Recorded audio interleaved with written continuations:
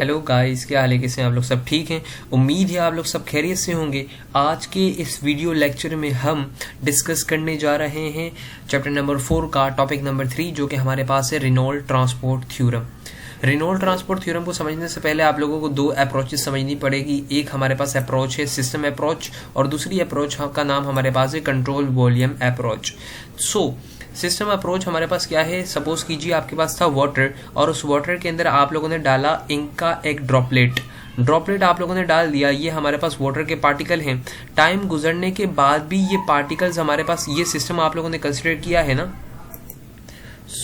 ये आप लोगों ने इनका एक ड्रॉपलेट कंसिडर कर लिया, जो कि आपका सिस्टम है।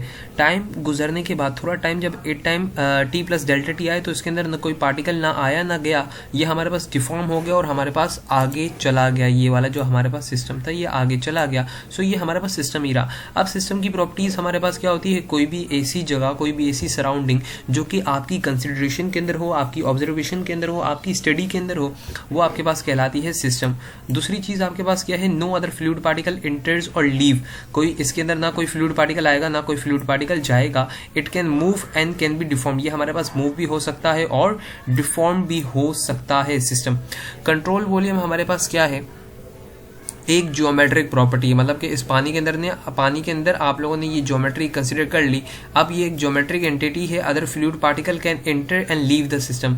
दूसरे जो फ्लूइड पार्टिकल हैं वो इसके अंदर आ भी सकते हैं और इससे बाहर जा भी सकते हैं, लेकिन ये जो हमारे पास ज्योमेट्रिक एंटिटी है ये डिफॉर्म नहीं हो सकती। रेनॉल्ड ट्रांसपोर्ट थ्योरम क्या करता है? प्रोवाइड करता है एक लिंक प्रोवाइड करता है हम लोगों को between the system approach and the control volume approach. इन दोनों अप्रोचेस के दरमियान में लिंक प्रोवाइड करता है। मैथमेटिकली हमारे पास ये फॉर्मूला है d/dt integral of the system rho b dv। b मेरे पास क्या है? b मेरे पास जो है मेरी एक्सटेंसिव प्रॉपर्टी है। एक्सटेंसिव प्रॉपर्टी वो प्रॉपर्टी होती है जो कि किसी भी चीज के ऊपर डिपेंड नहीं, जो कि हमारे पास डिपेंड कर रही होती है। ये हमारे पास जो है इंटेंसिव प्रॉपर्टी। b मेरे पास क्या है? इंटेंसिव है, इंडिपेंडेंट प्रॉपर्टी है। ओके, अब यहाँ पर इज इक्वल टू मेरे पास होगा d/dt integral of the control volume rho b dv plus ये rho2 b2 a2 v2 minus rho1 b1 a1 v1। ये मेरे पास रेनॉल्ड का फॉर्मूला है, और इसको किस तरीके से यूज करते हैं आगे हम लोग इसको फर्दर डिस्कस करेंगे। और यहाँ पर देख लें, इस पार्ट को मैं इस तरीके से भी लिख सकता हूँ। मतलब ये जो ऊपर वाला पार्ट है ना, ये उस वक्त यूज होता है जब मेरे पास एक इनलेट हो और एक आउटलेट हो। बट जब मेरे पास जो है मल्टीपल इनलेट्स और आउटलेट आते हैं और मेरे पास एंगल बन रहा होता है इनलेट और आउटलेट के ऊपर, यहाँ पर जो एंगल बन रहा था ना ये 90 डिग्री था इनलेट के ऊपर, इनलेट और आउटलेट पे। बट जब एंगल बनता है तो मैं ये वाले इस तरीके से इसको लिखता हूँ, integral of the control surface rho b v dot and dA। ये था इसका एक बेसिक सा introduction. Now we are going to solve the question number 4.71।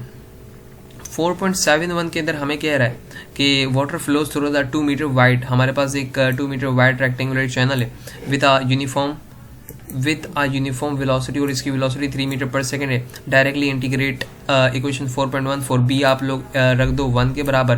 Determine the mass flow rate. क्या मालूम करके देना है? मास फ्लो रेट मालूम करके देना है अक्रॉस सी डी।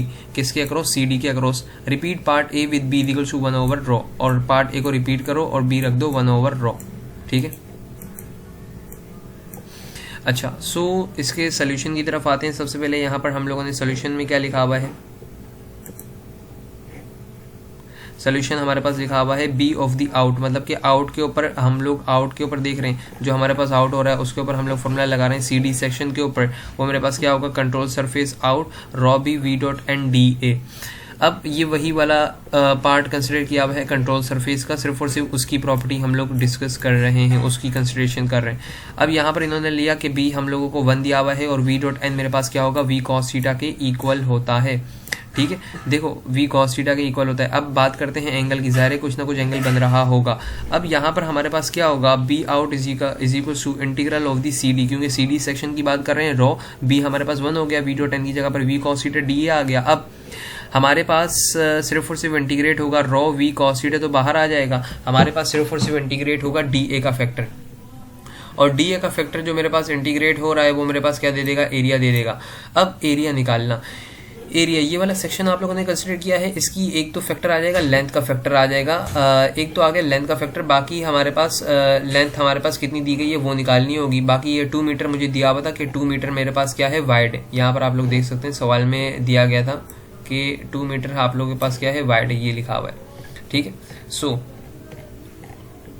सो अब आप लोग क्या कर देंगे, आप लोगों को एल निकालनी है। एल निकालने के लिए यहाँ पर देखें ये ट्राइंगल कंसिडर किया हुआ है, यहाँ पर आप लोगों के पास एंगल बन रहा था थीटा, क्योंकि ये एंगल किस तरीके से लिया, यहाँ पर एंगल बन रहा था थीटा, तो यहाँ पर जो हमारे पास लाइन आएगी और उस लाइन को अगर मैं आगे एक्सटेंड करता हूँ, सो यहाँ पर भी एंगल मेरे पास क्या बन रहा होगा, थीटा ही बन रहा होगा, क्योंकि अल्टरनेट एंगल बराबर होते हैं। सो ये वाली साइड इन्होंने कंसिडर की थीटा वाली, और यहाँ पर ये वाली लेंथ मेरे पास कितनी दी गई थी, 0.5 दी गई थी मुझे सवाल के अंदर, ओपनिंग इसकी दी गई थी, ये लिखी हुई है 0.5। अब यहाँ पर हम लोग यूज़ कर लेते हैं, क्योंकि मुझे ये वाली साइड चाहिए, ये मेरे पास हो जाएगा, ये मेरे पास परपेंडिकुलर, ये मेरे पास क्या हो जाएगा, ये मेरे पास हो जाएगा बेस। अब मुझे ये हाइपोटेन्यूस निकालनी है। हाइपोटेन्यूस मेरे पास क्या है, और किसका सहारा लेते हुए, बेस का सहारा लेते हुए, तो मैं लगाऊंगा कॉस थीटा का फंक्शन।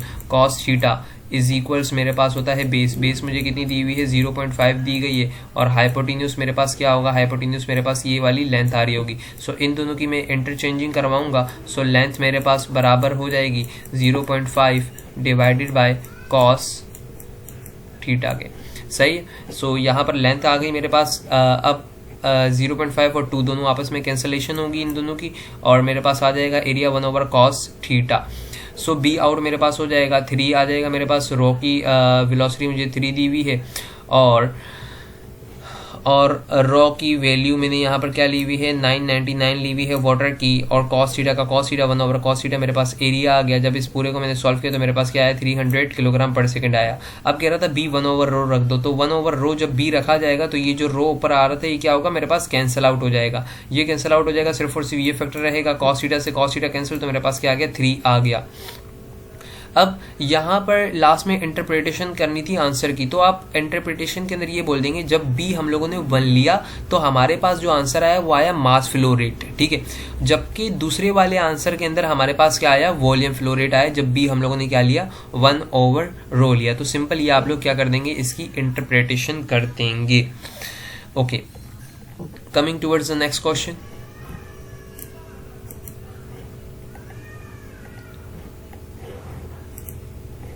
नेक्स्ट क्वेश्चन के अंदर क्या रहा है, consider a steady incompressible flow through a plane diverging channel at the inlet height h।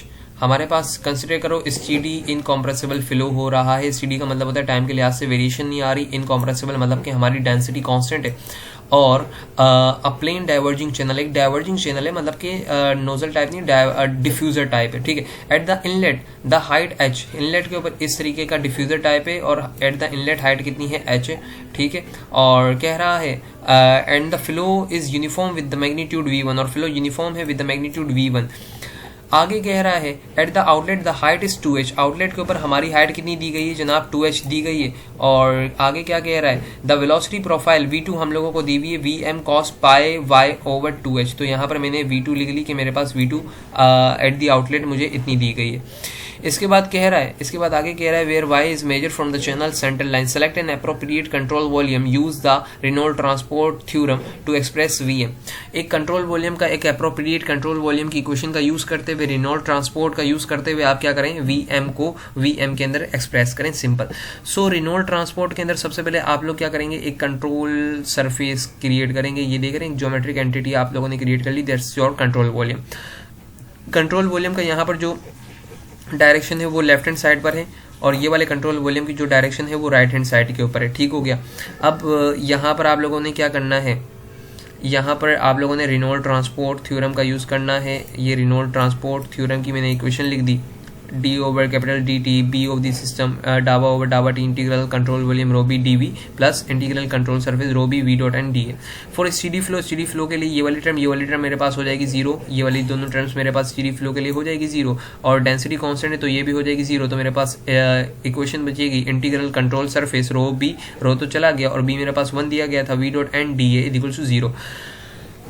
अब कंट्रोल सरफेस जो है मेरे पास दो है, एक हमारे पास एरिया 1 है, दूसरा मेरे पास एरिया 2 है, तो मैंने लिख दिया DA1 और DA2। अब मैं फर्दर इसको ओपन करूंगा, ये मेरे पास हो जाएगा V1 cos थीटा 1 और ये मेरे पास हो जाएगा V2 cos थीटा 2। थीटा 1 अगर आप लोग गौर करें सो इनलेट इस तरफ है, इनलेट राइट साइड पर है, नॉर्मल की डायरेक्शन लेफ्ट साइड पर है, तो एंगल कितना हुआ 180 और यहाँ पर एंगल मेरे पास थीटा 2 कितना होगा, थीटा 2 मेरे पास पैरेलल है तो थीटा 2 मेरे पास होगा 0। सो यहाँ पर हम लोगों ने एंगल लिख लिया कि मेरे पास ये दो एंगल उस डायग्राम से देखते हुए लिखे, माइनस यहाँ पर आया, यहाँ पर प्लस का प्लस ही रहेगा।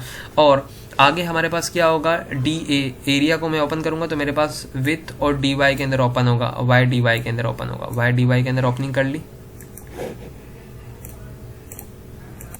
अच्छा, यहाँ पर जो W है, ये W क्या ली गई है, इसकी लेंथ ली गई है, सिंपल जो डिफ्यूजर की लेंथ है दोनों के अंदर लेंथ ली गई है और DY हम लोगों ने उसका चेंज ले लिया है, ठीक है। अच्छा, लेंथ हमारे पास कॉमन निकाल के हम लोगों ने इसकी कैंसलेशन कर दी और यहाँ पर हम लोगों ने क्या यूज़ कर लिया, यहाँ पर मैंने यूज़ कर लिया है, अगर आप लोग गौर करें लिमिट सप्लाई की 0 से लेकर h, इनलेट के ऊपर और आउटलेट के ऊपर भी 0 से लेकर h, लेकिन क्योंकि वो ट्वाइस है तो मैंने यहाँ पर भी क्या लिख दिया 2 लिख दिया। अब यहाँ पर मैंने इसको किया इंटीग्रेट 0 से लेकर h, 2 का 2 रहा, इंटीग्रेट 0 से लेकर h और V2 को मैंने सब्सिट्यूट कर दिया Vm cos पाई y ओवर 2h। सो 2Vm तो मेरे पास बाहर आ गया क्योंकि वो एज अ कॉन्स्टेंट है, मैं इसका इंटीग्रेट करूंगा, यहाँ पर देखें इसका इंटीग्रेट हो गया तो मेरे पास क्या आ गया h आ गया। अब मैं इसका इंटीग्रेट करूंगा तो cos का इंटीग्रल मेरे पास क्या होता है, साइन होता है, sine pi y over 2h और अगेन एंगल का जब मैं इंटीग्रेट करूंगा तो मेरे पास क्या आएगा 2h, इस एंगल का इंटीग्रेट मेरे पास आएगा y ओवर 2h, क्योंकि मैं इसको रेसिप्रोकल में रखूंगा, क्योंकि इंटीग्रेट करूं तो मेरे पास हो जाएगा 2h ओवर पाई। अब लिमिट मेरे पास है 0 to h, लिमिट अप्लाई की मैंने तो मेरे पास क्या आ गया, मेरे पास आ गया 4m, ये 2 2 4 हो गया, 4Vm sine pi h over 2h into h, तो यहाँ पर खत्म हो गया क्योंकि मल्टीप्लाई हो गया h ओवर पाई। अब देखें यहाँ पर जो है h से h कैंसिल आउट हो गए, h से h कैंसिल आउट हो गए और यहाँ से मैंने क्या किया Vm को अकेला कर लिया। नाउ थ्योरम, सो यहाँ पर हमारे पास रेनॉल्ड ट्रांसपोर्ट थ्योरम के 2 क्वेश्चंस थे जो कि हम लोगों ने डिस्कस कर लिए और यही क्वेश्चंस इंपॉर्टेंट थे, तो ये आप लोग देख लीजिएगा, अच्छे से इसकी प्रैक्टिस कर लीजिएगा। यहाँ पर हमारे पास रेनॉल्ड ट्रांसपोर्ट थ्योरम जो है कंप्लीट होता है और चैप्टर नंबर 4 का इख्तिताम किया जाता है। Thank you for watching the lecture, और अगर आपको वीडियो लेक्चर पसंद आया हो तो काइंडली इसको लाइक कीजिए, आगे ज़्यादा से ज़्यादा शेयर कीजिए। Thank you.